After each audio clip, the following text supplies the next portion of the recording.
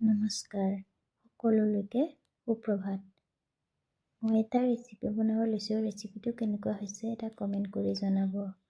যদি চাই ভাল লাগে ভিডিঅ'টো লাইক কমেণ্ট শ্বেয়াৰ কৰি দিব।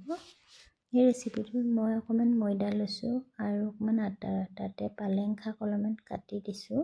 এইটো এটা মঠি ল'লোঁ। মঠি মই ৰুটি নিচিনাকৈ বেলি ল'লোঁ। বেলি লৈ অকণমান চব্জি, কেঁচা চব্জি হয়, মই গাজৰ আৰু ওলকবি, ধনিয়া মিক্সকৈ মটৰ দি এনেকৈ ভাজি ল'লোঁ। অকণমান নহৰু আদা দি অকণমান ৰিফাইন দি ভাজি ল'লোঁ। তাৰপাছতে ভাজিখিনি মই তাৰ ভিতৰত অকণমান ভৰাই ম'মৰ নিচিনা এটা শ্বেপ দিলোঁ।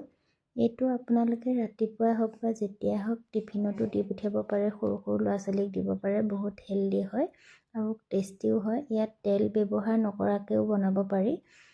ডাঙৰকৈ মই বেলি পেলাই ম'মৰ কাটিংটো সৰু সৰুকৈ মই শ্বেপ দি কাটি লৈছোঁ। তাৰপিছতে ম'মৰ শ্বেপ দি দিছোঁ। ভিডিঅ'টো যদি চাই ভাল লাগে লাইক এটা কমেণ্ট এটা কৰি দিব। ইমানতে মই ভিডিঅ'টো সামৰণি মাৰিলোঁ। বাই বাই সকলোকে।